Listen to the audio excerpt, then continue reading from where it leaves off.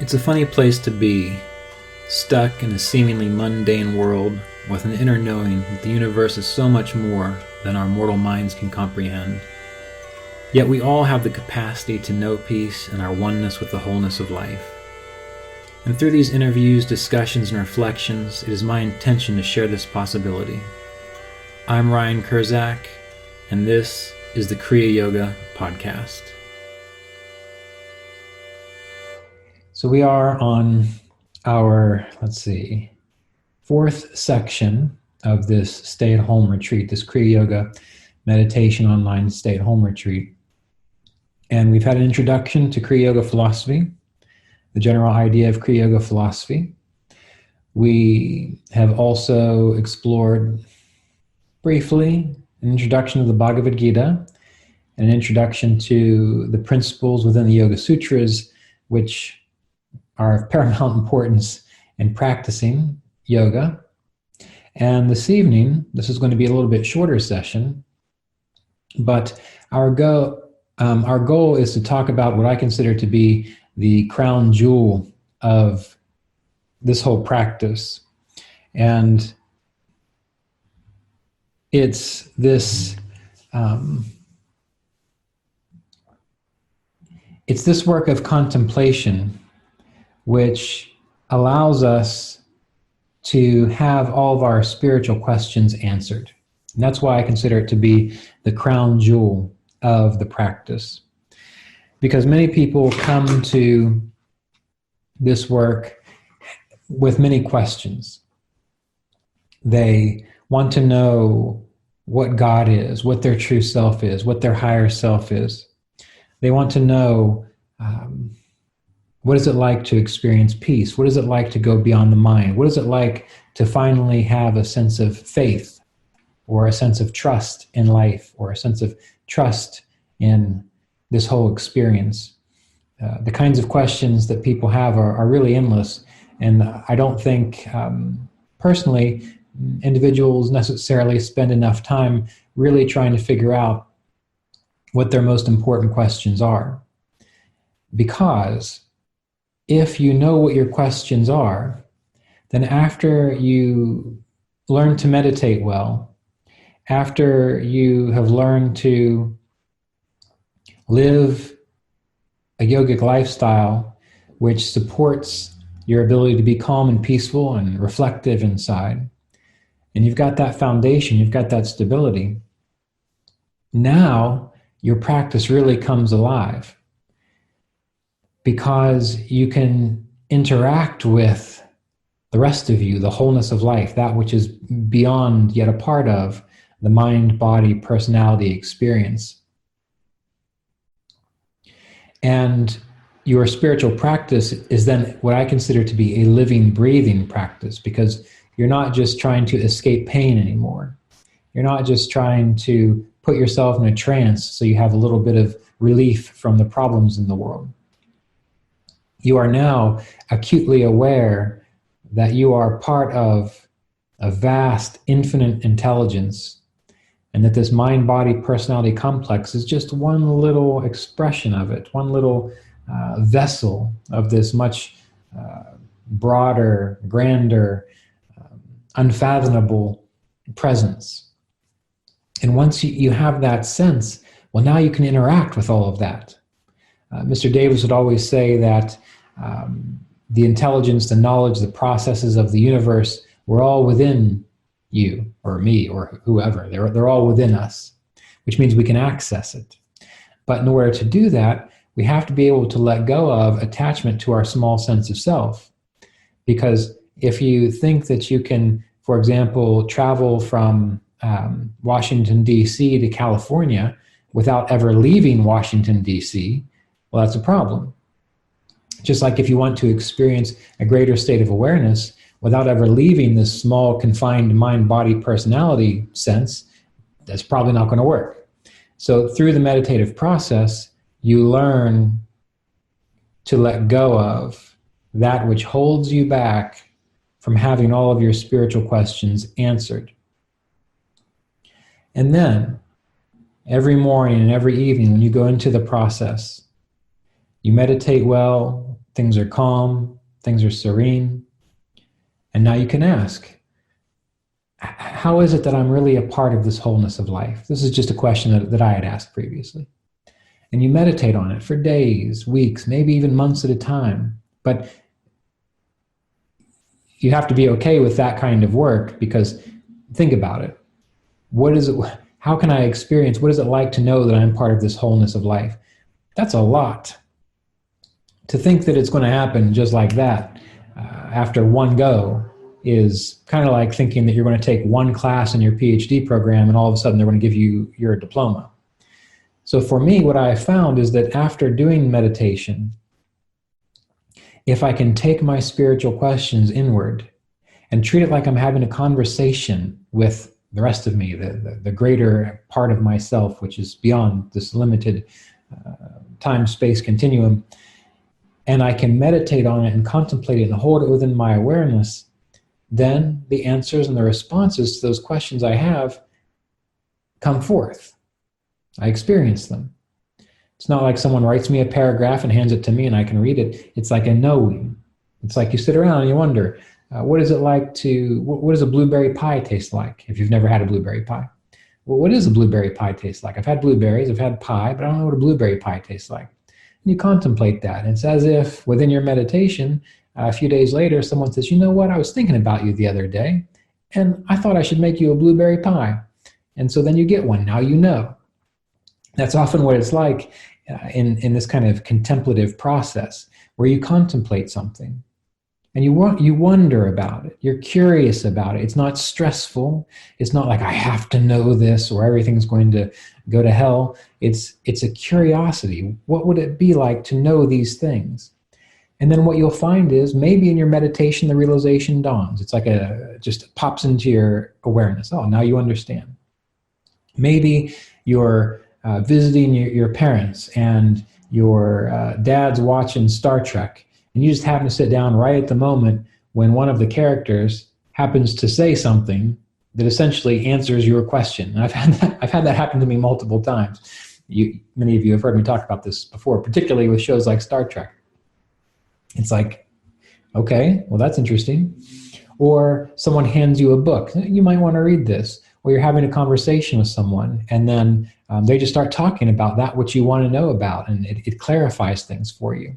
And it's important to think about life in this way, because remember, we're a part of the whole, which means the knowledge, the information can come to you in any way, really. I mean, it can come to you through people, through books, through television, through your own realization, aha moments, through a memory that you had forgotten about. But it all requires that you have the intention to figure something out, or that you're curious about something. And you can treat this, or you can treat your study of the Yoga Sutras, the Bhagavad Gita, this way, where you meditate, and then you read a little bit. And you read, and most of it makes sense, until eventually you get to the passage where it says, the wise mourn not for the living nor the dead. And you hit that point and you think, well, I don't quite understand that. That's a little bit, I don't know if I just can't get my mind around it, or sort of averse to that idea of letting go of that kind of sentimental attachment, but I just don't understand it. So then you wonder, well, what does this really mean? If I could go beyond my preconceptions, my fears, my attachments, my aversions, if I could really know what that phrase meant, how would I live? What would my life be like? And you just sit after meditation wondering about that, just thinking about the phrase or repeating it in your mind, wondering, what does that really mean? And then you leave a little space or a little gap, just in case some response might come. And then if you start to get sidetracked or distracted, you check in again. Yeah, okay, that phrase, let's bring that up again. Let's look at that. And you wonder, what is that all about? And then in time, maybe you'll read that phrase again in a few months, and all of a sudden you understand. Now I know what that phrase means. So this whole process isn't meant to just turn you into someone who seeks out escapism through putting yourself in a trance by way of mechanical meditation procedures, nor is it a kind of process to where you just zone out of everything. It's it's a process to where your meditation in your life becomes like a communion or a communication. Everything's working together. You've got your small self, but it's aware of its relationship and connection to the greater self. And it knows how to communicate that way to the greater self. It knows how to wait for the responses to come. It also knows that sometimes the responses don't come immediately because maybe one isn't prepared to understand those things. So it develops this kind of living, breathing, dynamic relationship that becomes your spiritual life. And that is when your spiritual practice becomes very enjoyable, because it's like going from having an interaction with a spouse or a partner whom you thought was attractive and interesting, but you didn't really talk a whole lot. And then one day you start recognizing, wait, we actually share a lot in common. Then you start recognizing this person's my best friend. And then you start talking to them and exploring things with them and growing with them and working through difficulties together and then exploring good things together. That happens related to how you experience God, divine consciousness, your true self. That all comes together.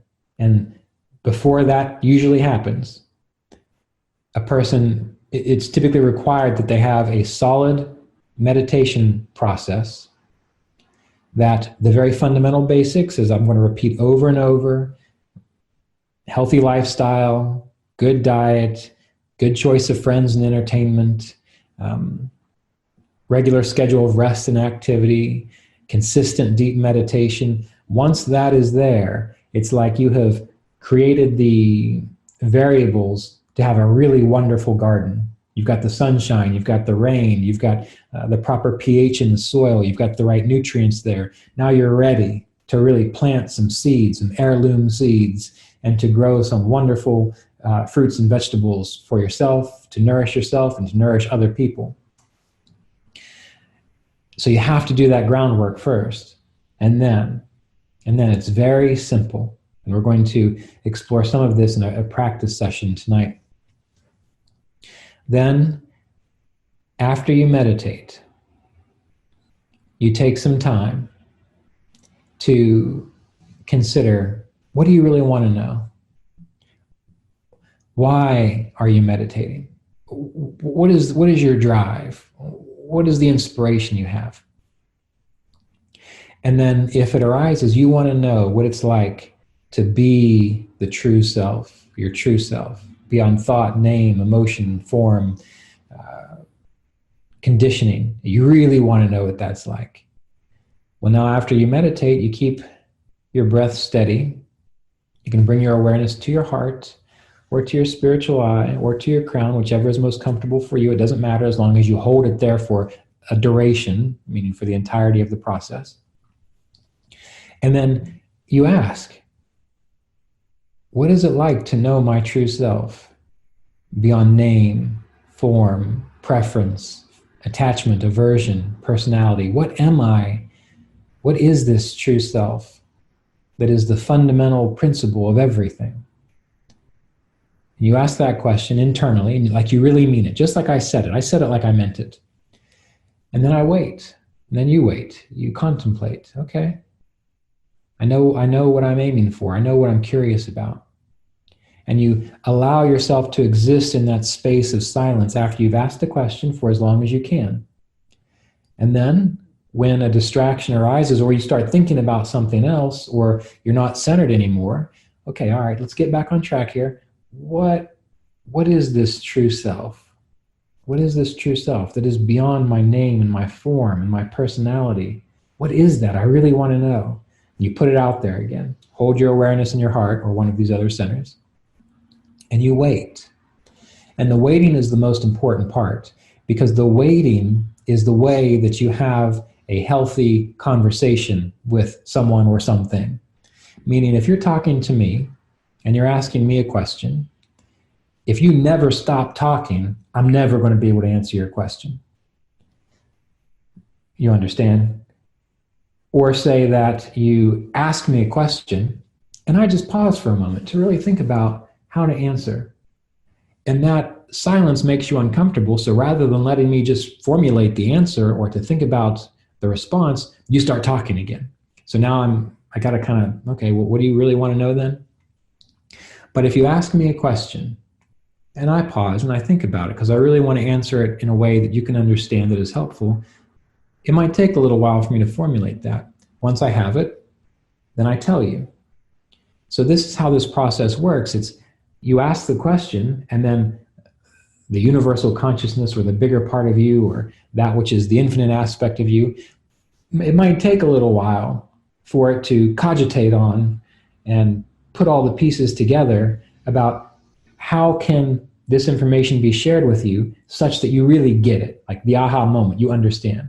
And it may be that the universe decides, now I don't mean to anthropomorphize the universe, but this is just useful for our discussion. Maybe the universe decides they're not going to get it if I give them like a mental picture in meditation. That's not going to be enough for them. Maybe at that point in time, the universe decides, okay, well, in a few days, they're going to meet this individual who's having a particular life experience, and that individual is going to then describe the life experience, and that's going to wake them up to the understanding of what they wanted to know. So that is why the idea of patience in the process of contemplation is important, because number one, you have to be silent to hear what the response is. Number two, it may be that the response has to come in a certain way, which is not necessarily related to you sitting there quietly with your eyes closed. Number three, it may be that you at this point in time are not necessarily ready to have that question answered. And so you have to be patient such that as you mature, or when the time is right, or when the variables are all lined up, the conditions are right, then you have the fruit of the contemplation. So as you do this, remember, get your life in order first, the best you can. Foundational process. Number two, learn to meditate well what you're doing. Once you get a handle on being able to sit there quietly in stillness, then after your meditation, maybe you've been contemplating what you want to know, you've written it down, you look at your piece of paper in your journal and you say, this is what I want to know. What is real? What is real? And you contemplate that and you wonder about it for maybe 5, 10, 15 minutes after meditation. And then you let it go. Take a deep breath in, exhale, relax, open your eyes and go about your day. Tomorrow you do the same thing. You keep a hold of that which you want to know such that it kind of aligns you to the potential for the realization. And it also keeps you focused on the process. And then one day, maybe in meditation, maybe at some random moment, maybe when you're driving down the road, maybe when you're taking a walk in nature, all of a sudden it dawns on you, oh, that's what I wanted to know. And it's as simple as that.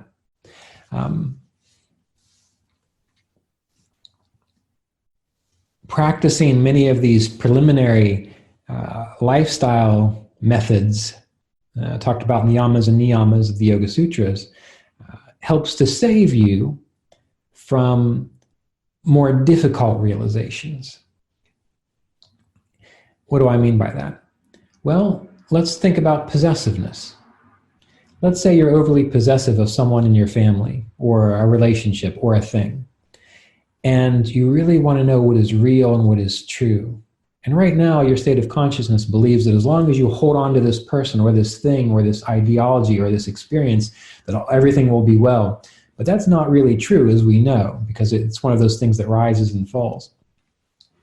And so if you haven't practiced non-possessiveness and figured that out, well, then you might be contemplating, what is it like to know what is true, what is real?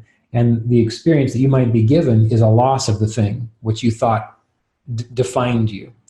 And then you have to go through the painful experience of realizing, well, okay, that's not real either. That's not how I wanted to understand this, but I get the point. I see how it works.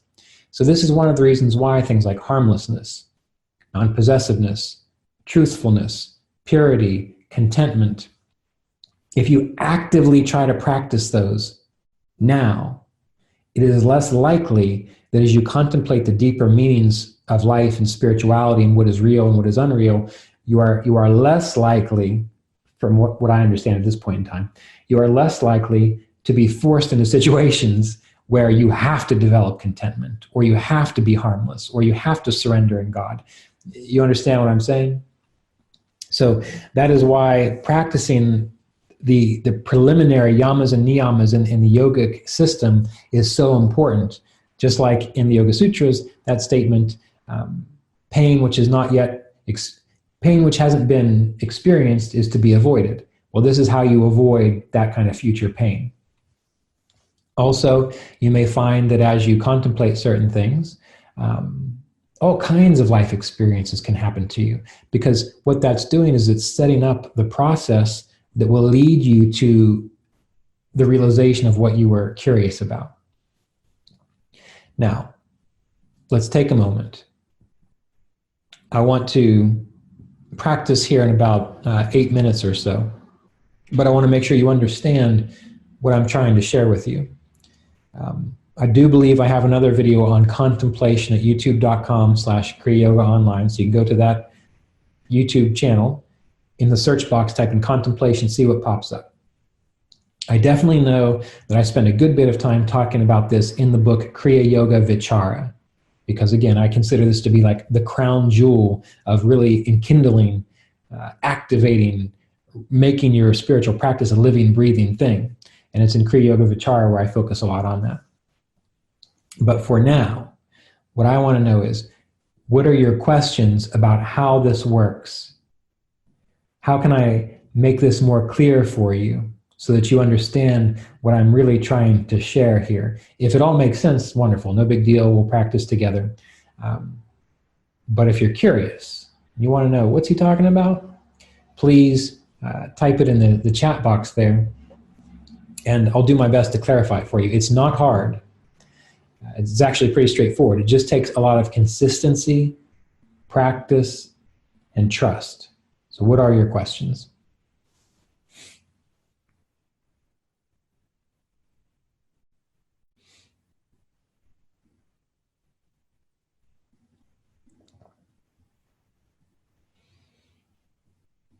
And while we're waiting on these questions, just to speak to this from my own personal experience, there's really not a lot that I, at this point in time, am curious about. There's not a lot that I sit around and think I'd really like to understand this, because I've spent a long time contemplating a lot of things. In the same way that when it comes to the experiences of life for me now, there's very little that makes me go, you know what, like I really want to experience that. Much of what I've ever contemplated and wanted to experience, I have experienced. Right now, my main function is to share what I know with you, not because of some amazing drive to do so, just because it's a natural expression that seems to be coming through when I consider what should I be doing with my life. There are other things that I enjoy doing, such as spending time in nature, but that can happen at any time.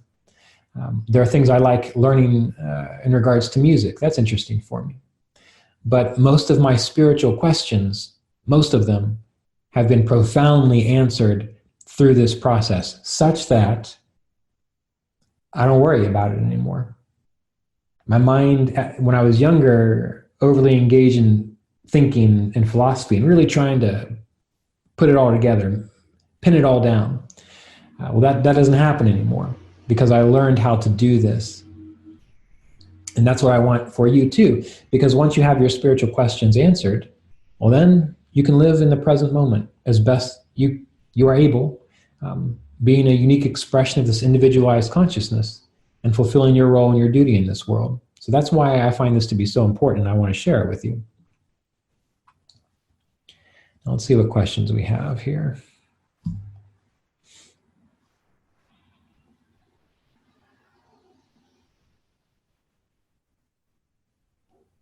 Okay, I don't feel like I need to go into contemplation with a specific question. Is that okay?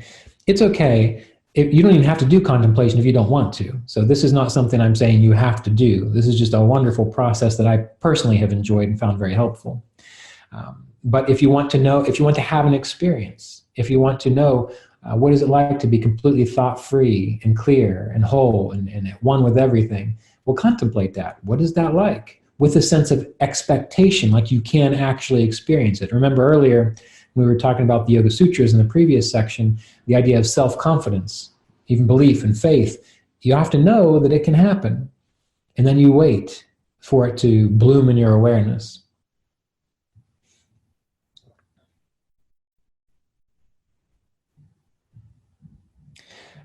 These aren't very many questions here, but one of these comments does remind me of something. When I first began this process, oftentimes responses would seem to come in kind of like a mystical or so big I can't quite grasp it, comprehend it kind of a way. And so I had to refine the process by, when I had a question, I would ask the question, and then I would follow it up with, answer this question in no uncertain terms, in a way that this little dumb person, Ryan, can actually really get it and understand it and work with it. So I followed it up with this very specific, hey, I don't want a nebulous, mind-boggling experience, although that's helpful every now and then. I want something that I can really digest and understand, which helped make the process, in my mind,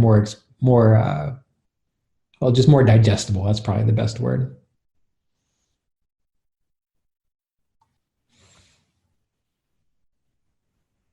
Are the random things one thinks about during the day mini contemplations or things we're curious about? If so, should we be vigilant about monitoring our thoughts lest we experience them? Well, you need to explore that. I personally have had some experiences where I had to start telling myself, no, I don't want to know the answer to that question.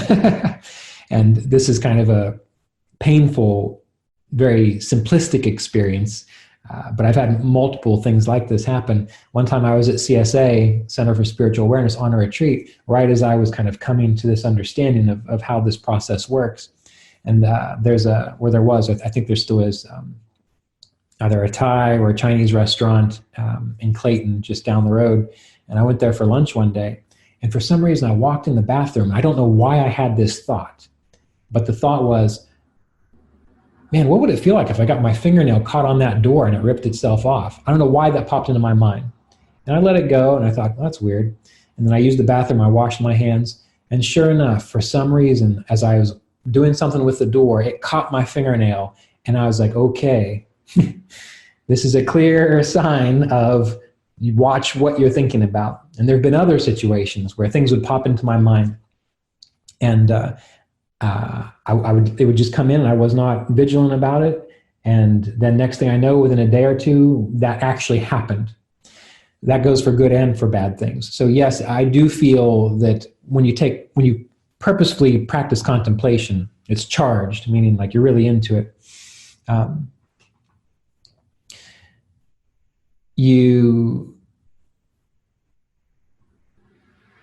You need to really have a disciplined mind. So that's why you meditate, so that your mind is disciplined in this regard. You can also use this process in other ways, such as, for example, oftentimes I would misplace my keys or my wallet when we lived in Asheville, and we lived in this teeny weeny condo, and who knows how I misplaced my keys and my wallet in that small of a place. But then I started wondering about this, and this is very mundane. But what I started doing is, when I couldn't find my wallet or my keys, I would think to myself, where are my keys? Like, as though I really wanted to know. And then I reaffirmed, I know exactly where they are. I brought up that feeling. I know exactly where my keys are. I'm just about to find them. There they are. I would kind of play that game in my mind. And within 5 to 10 seconds, it was like all of a sudden my eyes just went right to where they were. So when you're contemplating these much bigger processes, you can also approach it that way. You can say things like, I know exactly what it's like to exist and abide as the self. It's just about to dawn on me. I know exactly what it's like to know this oneness of God, divine consciousness. I know the reality of this, and it's just about there. I can feel it. And you bring up that sense of anticipation of the dawning of that experience, and that will help push the process forward. But you see, you're coming at it not from a place of, could little poor me really understand that? Am I really spiritual enough to get that? No, you're coming at it from curious, yeah, I'm about to experience this. Just like I'm about to go on a roller coaster and know what that's like. You have that same kind of acceptance and belief of it.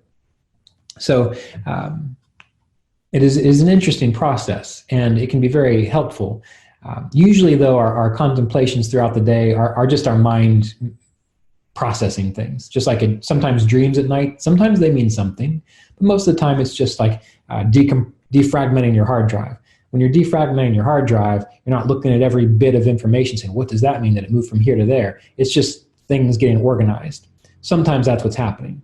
But sometimes you have dreams or realizations that you wake up and it's important. It actually relates to something, means something. So don't get too paranoid or superstitious about this process. I don't mean to encourage that. And if you are, you can simply start out with the intention every day to the universe. I will let you know when I really want to know something. At other times, just ignore all the random stuff. That can be helpful.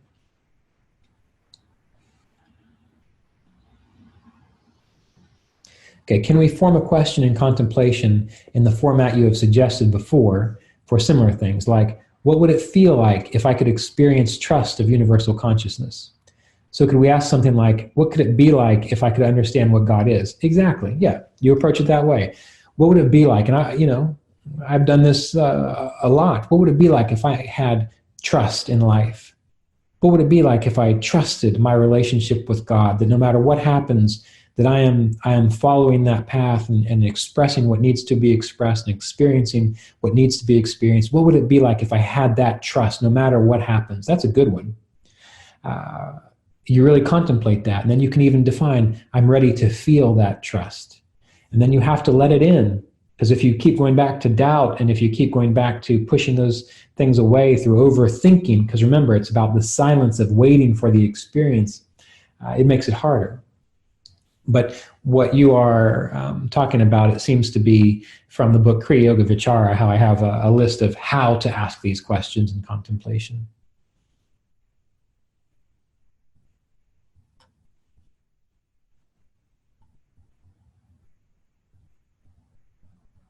Okay, so another question. The most difficult thing for me, I seem to get answers like a mental download, usually upon waking up. Much of it is far-fetched from my prior beliefs. This causes me to question whether I'm imagining these answers, and there's no way to verify if what I discovered is truly real. No one with whom to discuss my understandings. Yeah, if you've got doubt about it, it's not the answer. Like when you have a realization, you're not going to question it. It's going to be, oh, okay, I get it. If it turns into an overthinking, or if it turns into something distracted like that, just let it go. It's like you're digging through the garden for something, your potatoes or whatever, and you find something that looks like a potato, but then you recognize, oh, it's not a potato. So you just throw it away and you keep digging. Can you tell I have gardening on my mind? Not quite ready to garden, but eventually. I'm contemplating, what am I going to garden? How's it going to work? So for me, the question is the same. Who am I? I've experienced the answer multiple times and still do. Sometimes I want the end. Well, again, now you can take it a step forward. What keeps asking this question? Why do I keep asking this question? Because your realizations will put the questions to bed. If it's something that you keep asking, like, who am I? More than likely, your question is not specific enough for you. Because when I ask, who am I? The process is very different. Because I have a concept of I based on what I've read, who I've learned from, my own experiences. You might have some other kind of mental projections or other understandings that you have to work through. So remember, the process is refined as you go as well, because you may have a realization, but then for some reason the question comes back up, which means you need to refine the question a little bit more. You need to refine it a little bit more. And that can take some journaling, some just brainstorming to just really get a handle on, what am I really wanting to know here? What is this real drive behind it? And once you hit upon it, it's like gold. Then you bring it up, the question is answered in some way, now, later, in a few years, 20 years later, And aha, there it is. You don't ask the question anymore.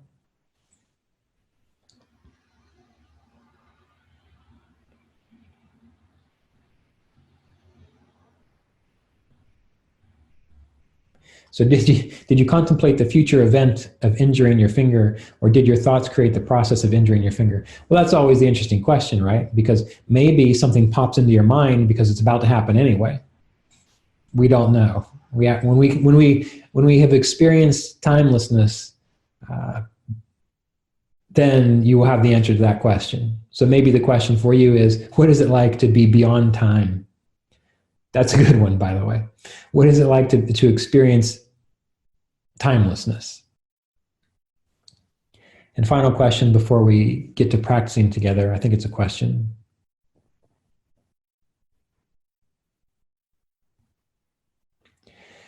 So when I hear the words small self, true self, greater self, that sounds to me as a conceptualization and duality, as my mind probably creates the separation. Would this be a question of contemplation? It could be, but it could also be that you're being a little too nitpicky. Because we have to use words in order to have the conversation. Believe me, I would love it if I could just sit here and not say anything at all and somehow you got it. Maybe one day, 10 or 20 years from now, that will be the case. But in the meantime, I have to use words like divinity, God, small self, larger self, true self, bigger picture, just to kind of help with the teaching process. And this is something that is specified even in books like Vasista's Yoga. It will say things like, we have to use words to contemplate and to have an access point to certain ideas. But we remember that those words are not, when I use dualistic terminology or when I use a conceptualization like true self or greater self, that's just like a jumping off point to kind of point you in the right direction so that you can, yes, contemplate it and get a grasp of what I mean. That way, when I use the term true self, greater self, small self, you're not sitting there thinking, well, that's awful dualistic, and that's really making me focus a little bit too much on concepts. You've had the experience of what they are, and I've had the experience of what they are. So when I say it, it's just understood. We don't have to kind of go into, is that a dualistic notion? Anytime we talk about something, it's going to be a dualistic notion. When there is silence, utter and complete stillness, that is truth. There will be no words, there will be no conceptualization, just direct, pure, raw experience.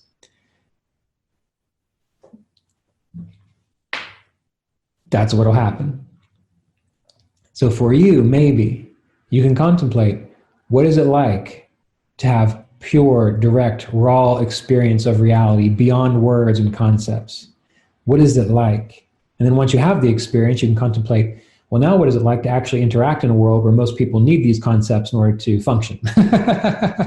So then you get the balance of the profound experience and then how it relates to this time-space circumstance in which we're participating.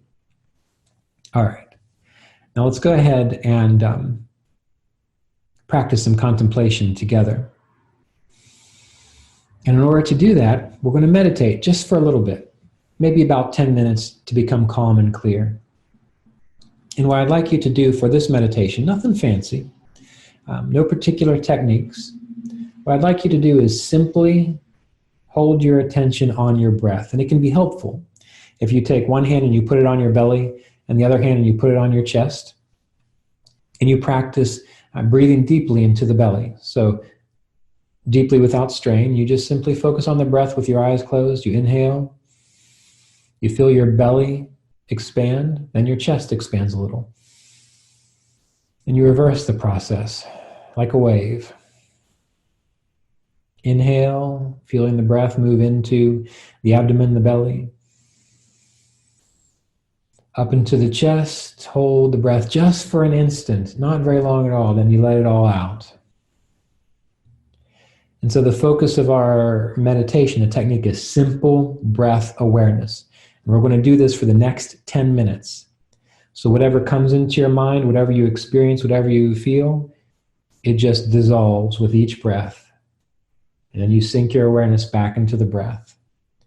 Continue this process. Close your eyes and meditate.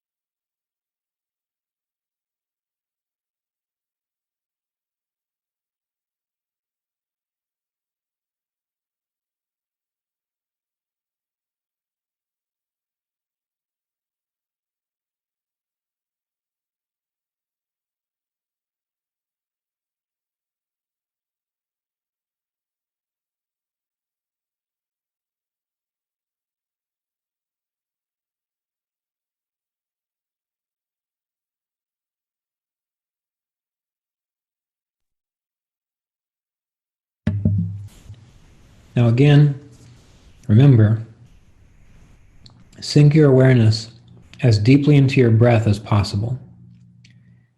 All your attention is breathing deeply into the belly, up into the chest, comfortably without strain, letting it out and repeating it. Just like you're watching waves come and go on a beach. Your breath is the ocean, your body is the beach. You're just letting your awareness be clarified by this simple breathing procedure.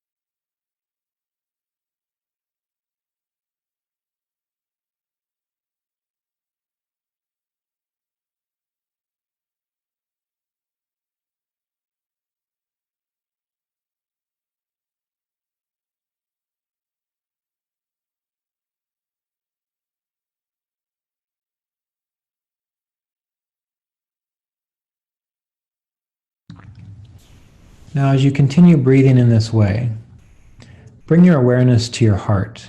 Feel the heart area. Continue breathing and begin to wonder, what is something that, spiritually speaking, you've been curious about, that you've really wanted to know, you've really wanted to understand, to make peace with, or to embody? Keep it relatively simple and straightforward, nothing that's going to take pages.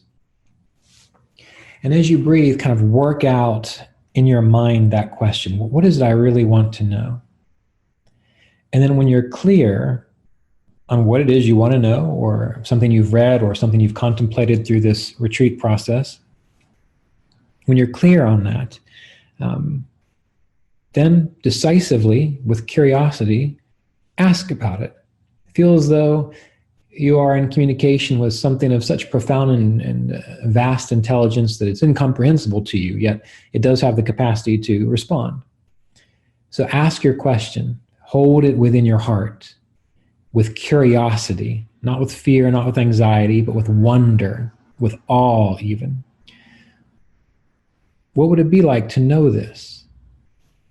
And after you ask it, rest, breathe, hold your awareness in your heart, and wait.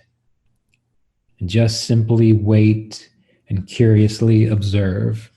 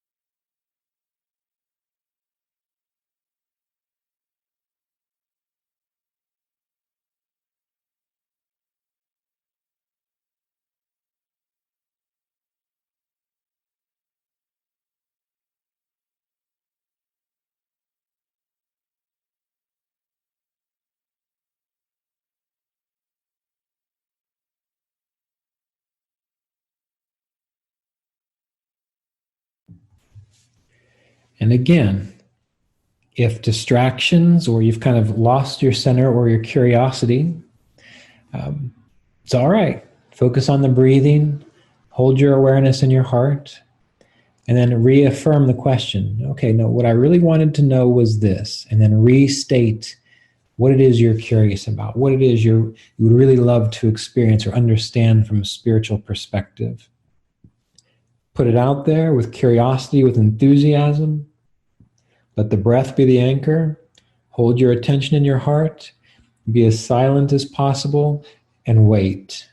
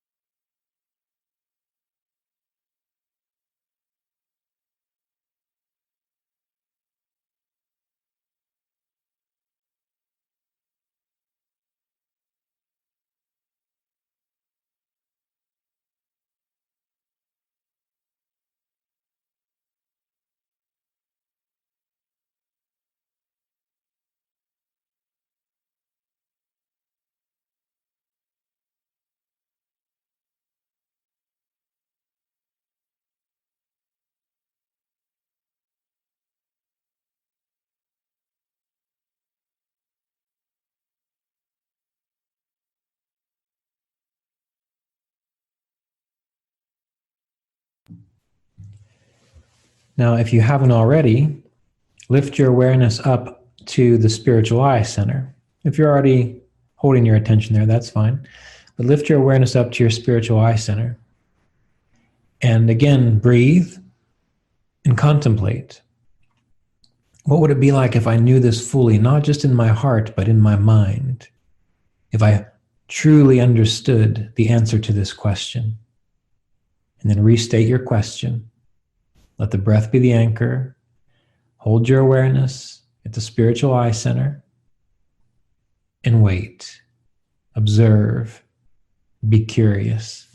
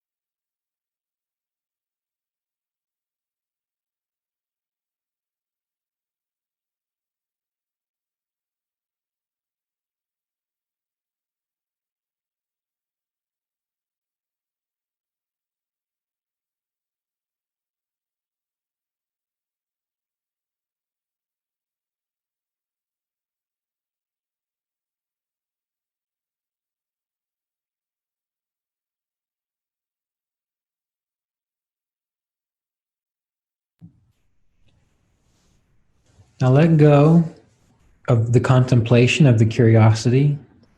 Let go of holding your awareness at the spiritual eye center. Let go of the breath and simply sit as you let your consciousness permeate your body, the entirety of your body. It may be that during this process you did have some kind of insight or aha moment about what you were contemplating. Or it may be that this short meditation began the process of putting things into play, starting to turn the gears such that as you become receptive and ready, and as the universe sees fit to find a way to share the information with you, this is starting the process.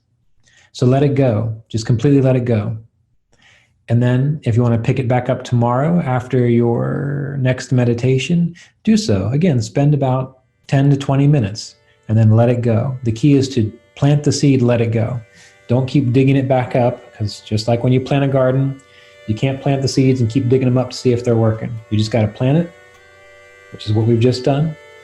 And then every day, every other day, water it a little bit and then wait and let the realization come forth. This episode of the Kriya Yoga Podcast was made possible by donations from Kriya Yoga apprenticeship students and supporters of our Patreon community at www.patreon.com/Kriya Yoga.